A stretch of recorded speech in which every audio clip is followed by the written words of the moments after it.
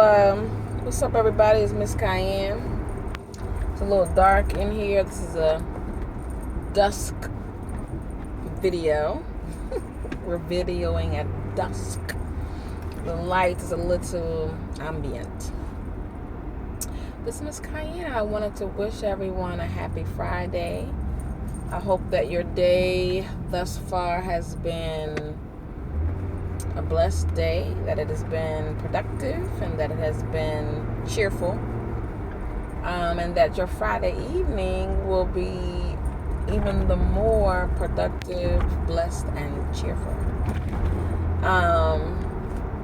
Fridays can be a little bit dangerous for me because if I have a free Friday or kind of a free Saturday and a Friday, and Friday I'm just like, oh my God, I could do this and I could do that and I can do, what can I do? And then I absolutely do nothing, just wander around the streets.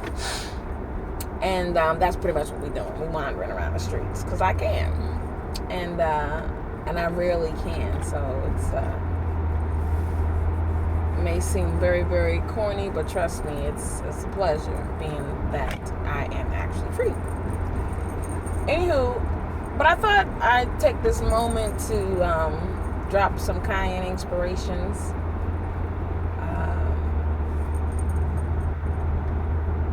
And talk about perspective.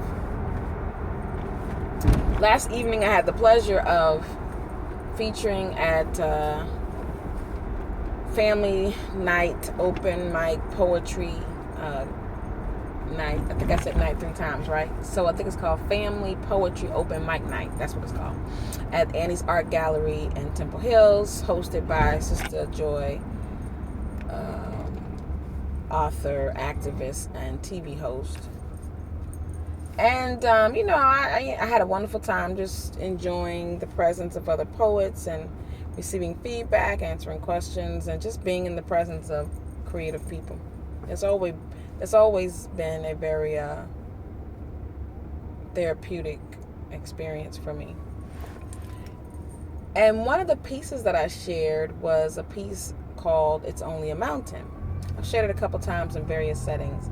And the point of the piece talks about this perspective called aerial, or it's a play on words, the aerial view, like, when you have an aerial or oversight or skyline view. Excuse the ambulance and the fire trucks. Pray that everything is okay. So there's this piece that talks about, having an aerial view and how this perspective, because of where this perspective is above everything else, this perspective uses tall buildings as her breakfast table because everything else is beneath her and becomes minuscule or minor, and even mountains are just mountains, And, it just talks about really being encouraged to understand if we are seated with Christ in heavenly places, then our perspective is an aerial view because we are above all and not beneath. So, pretty cool, right? And afterwards, I was talking to the host and she was just sharing with me some of the great things that is happening in her life during this year, and I was just excited and just like, wow, that's awesome. And while I was listening, I also was sharing how, man, I'm really having difficulty reconciling, my life as a poet and, sorry, I'm trying to beat the ambulance. My life as a poet, man, and my life as a professional with a 9 to 5, Ooh, 9 to 5 can suck you dry, just suck you dry.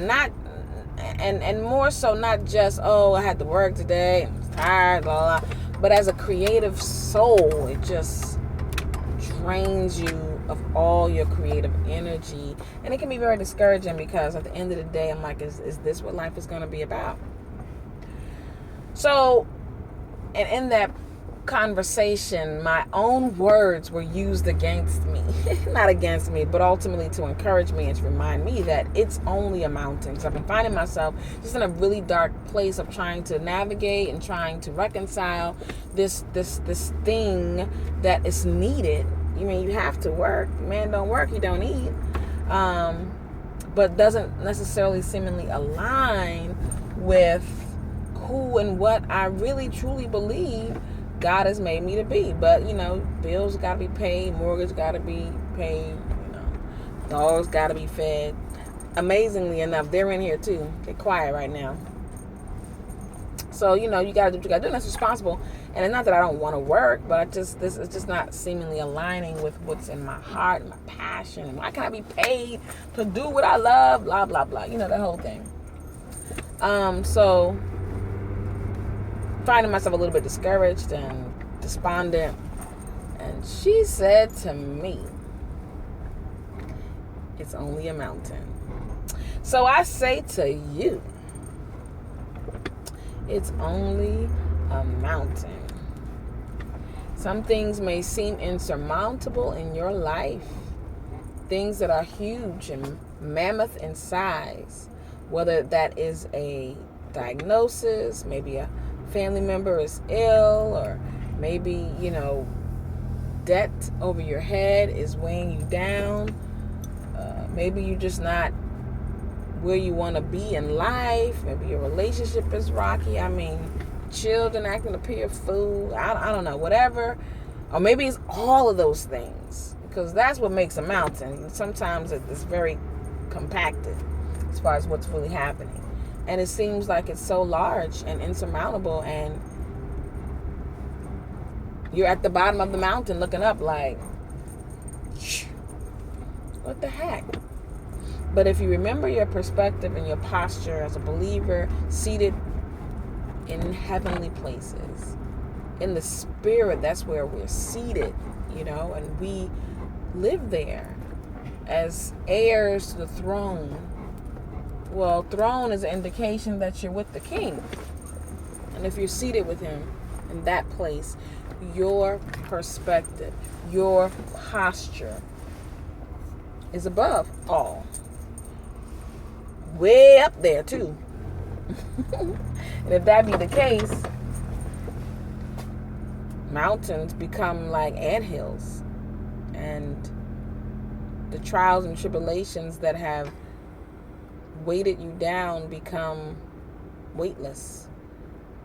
They become minuscule, like little miniature characters on a train set. So sometimes we just have to check our perspective and do a little bit of self-talk. Tell yourself, girl, it's only a mountain. God got this. So I hope that can be encouraging to you. And it's not just an instantaneous thought that's going to keep you forever. You're going to have to remind yourself, and we're going to have to remind each other, you can do it. It's only a mountain. You sit above all and not beneath. All right? All right, I've wandered over here to the Tarjay. I'm a holla.